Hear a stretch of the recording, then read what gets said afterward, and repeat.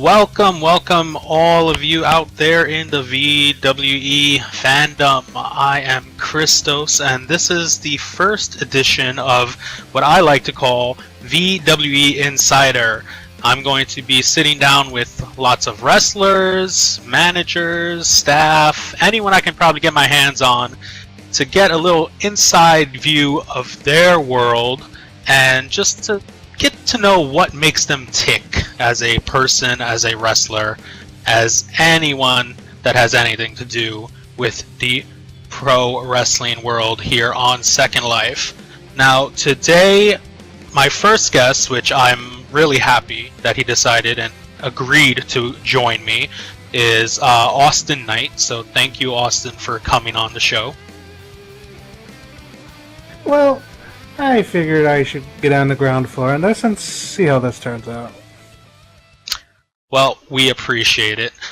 Now, I want to start off speaking to you about really early on in your career. Basically, who trained Austin Knight to be a wrestler? Oh, it was kind of sort of, but it's mostly, I'd say I'd credit Derek. I always bugged him in the early days, and, he finally agreed. And especially after I started managing him, he started training a bit more, and, well, you see it these days now. Are you surprised that after all these years, both you and Derek are still active in the ring? Well, Derek, he's the type that just doesn't retire. He keeps going and going, so I'm not surprised that he's still going. And for myself, I've been here too long. I've seen this stuff too long. It's just kind of hard to separate yourself from it. So at this point, it's almost like it's like a habit that you can't get it out of your system. You've been here so long, you're basically going to stay here. That's a good assessment of it. Now, you told us that Derek trained you, but what made you interested in wrestling to begin with? Well, you see, I've kind of always been interested in it in one way or another, as far as back as I can remember. Hell, some of my earliest memories were just seeing it, just watching it as for, I don't even know how young. And it's just kind of always been in my life one way or another, watching it, eventually getting involved in it. Being part of the board of directors over at VWE, managing, and now wrestling. It's just kind of always been some point in my life, and I just got more involved as it went. Now, after all these years of you being in the VWE, which I think it's bordering on what? Almost about 9 years now, probably? What kind of changes have you seen in the SL wrestling landscape since when you started till now? Oh, there's been so many different things. There used to be the days when there was just one Fed, and that was the one, if you wanted to be in there, you had to be there. And then there was when Alpin made it public for everybody, and then everyone who and their mother had a Fed for a point. Like HWA, which eventually became VWE. And there was actually way too many Feds at one point. It's not as bad now, but, it's been an evolving progress. And there's always going to be something new popping up eventually. But from what I've watched, VWE is one of the most long-lasting ones. I mean, there's also that one other place that's been there since the beginning, but I see VWE's staying power just a little more sticky on. Now, when you probably started, I know it was XWA, what about XWA attracted you to decide to put yourself here in the XWA and then eventually to stay in the VWE all these years? What about this organization, this company, has made you stay here? Well, when I saw originally, the SW was originally starting off as just a collection of a bunch of feds absorbing into each other to try to make one big one from what you could see from the outside, which eventually, it was became with the CEO being Seth. And I watched it for a little bit, and I don't know, it's just you watch it and it looked like it was being a little more different than some of the other places. It had this appeal, and I don't know. I felt like it was something to invest in. Now, this is sometimes of a tricky question. Some people don't like to answer this because they don't want to hurt people's feelings. But who do you respect the most, past and present, and who do you respect the least? Let's see. What we're respecting most, I'd have It to could be a say, wrestler, it could be a manager, it could be a behind the scenes person, anyone. well, I've had an assortment of people I've dealt with over the years. One of the ones that have earned one of my utmost respect was Brackman Wilder. I mean, I met him way back, even before he was more full time over at SWA, and he was just a guy you could always talk to. It didn't matter, and he never let the drama get to him or anything really get to him. He was an easily accessible person. Even with someone like me, I'm not the most easy person to go along with. I'll admit that. But even me and him got along quite well, and he earned my respect for being a wrestler when he was behind the scenes. It was just, it seemed he was made for it. And I see things are just a little poor to not have him these days, but I'm sure he would want it to keep going. As And for, is there anyone you don't really respect in this business?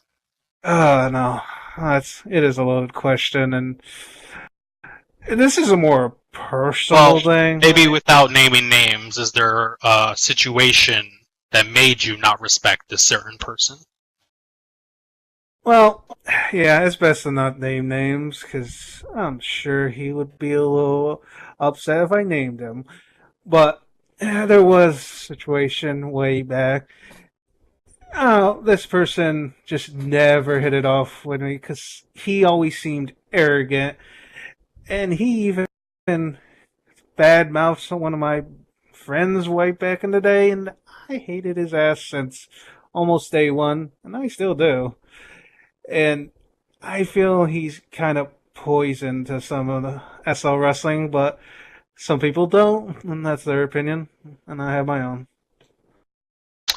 Now, when you started as a wrestler years ago, what were your goals initially? Uh, my goals initially is I wanted to see how I could do. I mean, you watch it all these years growing up, and you have these imaginations and images in your head of how it would go if you ever were there. And then I got the opportunity, and I just could not take it up because I really wanted to see if I was going to be any good at this, if I had any potential. And that was really mostly what drew me in. Do you think you've reached all your goals or even surpassed all your goals? Oh, no. That's the thing. I found that you never ever have a set final goal. That you always got to set new goals for yourself. You always got to look to improve and find new platforms to go to. Because if you don't, you become stale or this all becomes quite boring to you. So I haven't achieved everything I want because I always will want something new. I will always want something more, and I will always want to prove I can do something the best I can, maybe better than some people out there. Well, okay, so let's expand on that a little bit. What have you not achieved yet in VWE that you would like to still achieve? Well, one of the things I have not achieved is, well, getting out there and being on the current men's roster that I've joined. I've always wanted to test what I could do against some of them. But, for years I've always put it off. And I've not achieved nothing in that area yet. I'm just starting out, and I really want to see how I hold up against people like Braden Carson, Cody Hooley. There's a few people I'd love to, actually have a match against and see how I really measure up against them. So, after all the matches you have had till now, what would you say was your best and worst match? Let's see. It's kind of hard to go over my entire career about it, but I'm gonna, I guess, limit it to VWE right now because there's years to look back of if I can go for completely everything. Yeah, we can just stick to VWE. What was your best or your favorite match that you've participated in VWE? Well, in recent years, I think the best one I've had would probably go along with the lines with, well, recently with Matt Asadar. I mean, I talk loads of shit about him on Twitter. And hell, we might be not the best friends in the world, but I actually generally respect his ability. He's a tall motherfucker and he is quicker than you ever think he would be. I generally respect that, but I generally want to kick his ass as well, so you're not going to hear anything nice from me about him. And for worse, I hate to. Nah, fuck it. I don't hate to talk bad about him. I talk bad about him all the time. My worst is probably my match against Tommaso. Now, was that because was it just in-ring chemistry wasn't there, or was just something off, or what was wrong with that situation? Well, I'm sure there was chemistry that was there because I've never ever think I've meshed with him yet, and I generally think he wasn't ready. I'm sure one day maybe he will be. I generally don't think he was ready when we met up, and it just was one of the things that just wouldn't click. Well, Austin, you're kind of known as a triple threat, at least in my mind, because you can wrestle, you can commentate, and you can also manage. Which do you like doing best? Uh, yeah, I have done it all. You said manage. I've done a lot of commentating lately, and I've doing more wrestling lately. And as much as I like commentating time to time, and as much as I like being out there and managing someone, wrestling's always the one that I've always prefer. It's just it always has the more appeal. It makes me more excited. It makes me look forward to that more. So, speaking of your wrestling, if you could face one person that you never have, past or present, who would that person be? One person I've never faced. It's really long list of people that I haven't faced. I mean, I've faced quite a few people, but if I had to go with someone I'd want to face that I've not faced yet, that's a few people. Like I named Cody, and Cody, I've watched him for years, and he went from the guy that was the sidekick to everybody who was the big stars to someone actually that stood out and has actually made a name for himself. And I'd actually love to have a match with him one day. I'd love to see how that go. But the another person is Braden Carson. He's another person that was no one really paid attention to back in the old days. He was always that hidden person, but with his recent world title run, he's shown he can be at the top. And I just strive to see the challenge to face him. And now, in terms of your managing, as a manager, what sort of qualities do you look for in new and potential clients? Well, when I look for new potential clients, I look for people who are open to going whatever it takes to get to success. I mean, there are a lot of people that think, oh, I should be doing everything the nice way. I should be attaining to the rules. That there's no such thing as bending the rules. But I've learned through life that nothing is ever clean cut like that. Sometimes you gotta bend the rule. Sometimes you gotta do something a little unsavory to get where you need to go. And I look for people who, one, have the skill, but also are willing to go to the lengths they need to get to the top. And there's a lot of people I'd like to see get to the top. Well, speaking of that, who's the future of VWE, in your opinion? Oh, now, if I had to look, there's like two people that kind of stand out to me, and that's Kingston Ellington and Niall Nightfire. You got Kingston Ellington, who he's had a great year this year. He came back and he was on fire, and he's became the Pulse champion.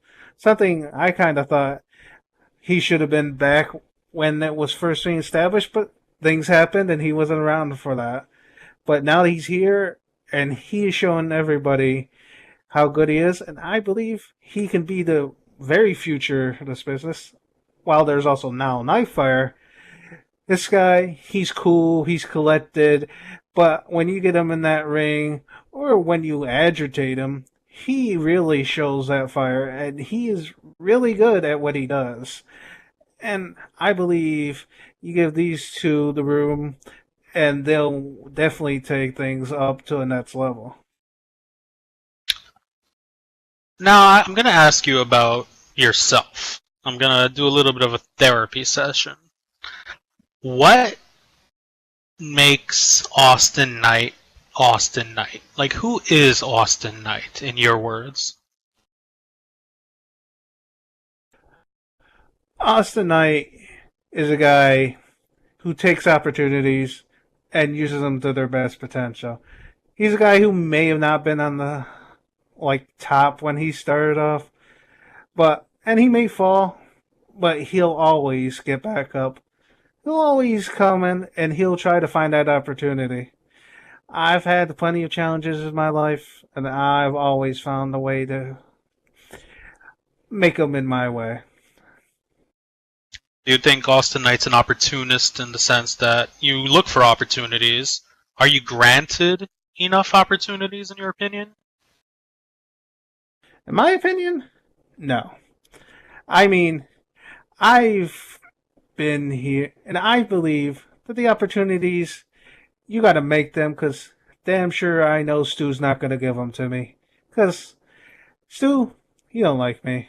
That's plain obvious, and I don't like him. Hell, how many times did I have managing Derek? I campaigned for him to get a world title shot, and he never got one for months upon months. I know I didn't get enough opportunities as a manager, and I know I definitely have not gotten enough yet.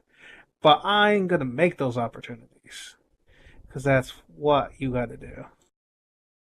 So, you don't think that management, mostly Store Wharf, has been looking out in your best interest in terms of your career then, if he's not giving you any of your just due. Is that something you could say? Yeah, that's something I could say. Now, why is that? Why don't you two like each other? Is it your personalities, or is there something else? Uh, why we don't like. You know, Stu was somebody I thought I could like.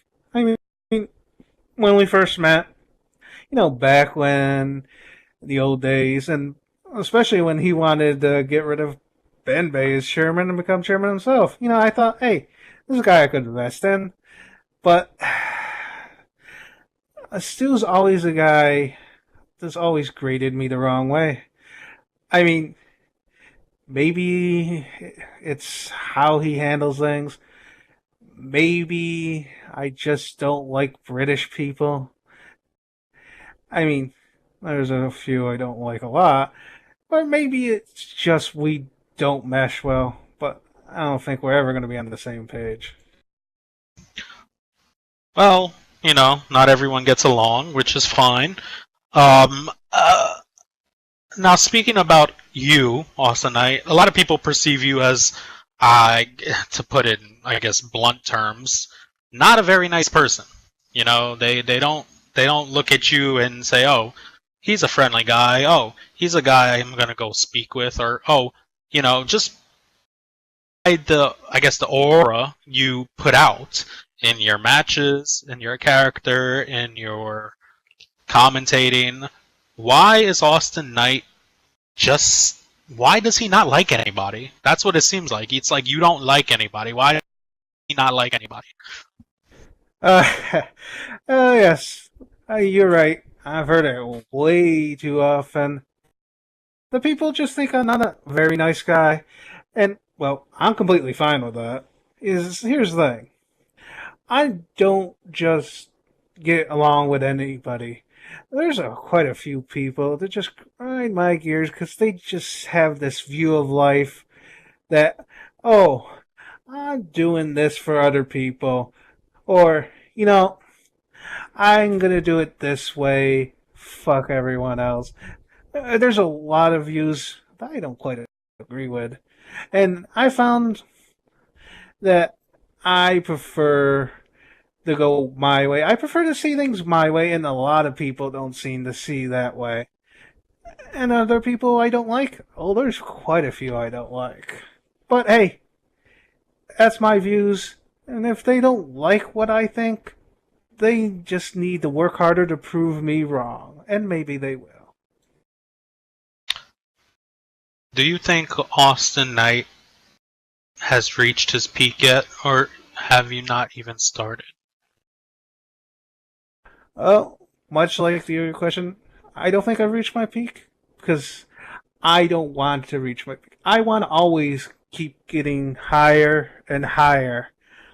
I want to be the top of that mountain, and then I want to be on that top mountain again and again as many times as I can get there. Because there's always something to do, there's always something to achieve, and I will never accept that I'm at my peak because I will never accept being in limbo, being paused in life. How much longer do you see yourself doing this? I know you said it was a habit earlier, but as time passes, it doesn't get any easier. So how much longer do you realistically see yourself getting into that ring day in, day out, making matches, fighting with different people, trying to get those opportunities? I mean, it's going to be nearing a decade if it hasn't already. Does it ever just get boring? Does it ever just get hard to just be like, listen, I don't want to write a match today. I don't feel like it. I don't there's no point anymore. I've done this, I've done that. Have you ever felt that way? Do you ever feel just like giving up? Well, I'll start with the part about have I ever felt that way? As much as I don't like to, there's always, no one is perfect. Everyone has those down periods where things don't shine like they used to for you, or you just don't have the motivation. And I've had those periods. I've had the period where I had to step away. I had to have that time away. But I came back, and as for when this ends for me, I'm not quite sure when I look into the future. I mean, it's hard looking into the future and seeing myself not doing this. But then again, it could be like a year later. I have this big ass fight with Stu, and I'm gone, and I'm just on the beach and watching this on TV. Yeah, you never know. Life is kind of unpredictable, but I don't see myself voluntarily stopping soon. If Austin Knight wasn't a wrestler, what would Austin Knight be doing? Let's see. If I wasn't a wrestler, I'd probably be doing, well, what I should. Some people say I should be doing is actually handling my own business. I've had Austin and, well, not Austin, sorry. I'm just getting my words mixed now. Night International, which I handled, and, well, I run, well, not around here, and I'm not there as much as some people would like, but that's what, you get people to run things for you. But, if I won wrestling, I'd probably be back at that. Or I'd be finding something else to try to prove myself at. I just can't be that person that sits still. Now, pretty much in closing, do you have any sort of last words that you'd like to tell the audience, the wrestlers, Stuart, anybody? Do you have anything left that you'd like to tell them? Well, to anyone out there, be it Stu, the fans, or the fellow wrestlers out there, some of you don't like me. Hell, some of you get along with me. But here's the thing. I'm not going anywhere. And I am going to claim those opportunities we've talked about. I am going to climb that ladder. I don't care if it's Stu I got to go through. I don't even care if it has to be one day some of the people I get along with now. I will be here, and I will make my impact before the day is done. Well, you heard it here first, ladies and gentlemen. We spoke about Austin's rise from getting trained by Derek to entering XWA, all the way now to VWE, all these years later. And he's still motivated to keep on going. He still has goals he needs to reach, no matter who stands in his way, whether it be a wrestler, whether it be management, whether it be anyone. He's going to go ahead and do what he has to do to reach those goals. But I, Chrystos, want to thank once again Austin for joining us today. It was a pleasure talking to you and getting to know you a little bit better. And I want to thank the fans for watching, and I will be back again for another edition of VWE Insider with Chrystos with my next guest, whoever that may be. We have yet to find out. But for now, thank you guys so much for watching, and check out the next video next time it's on. Thank you so much. Good night.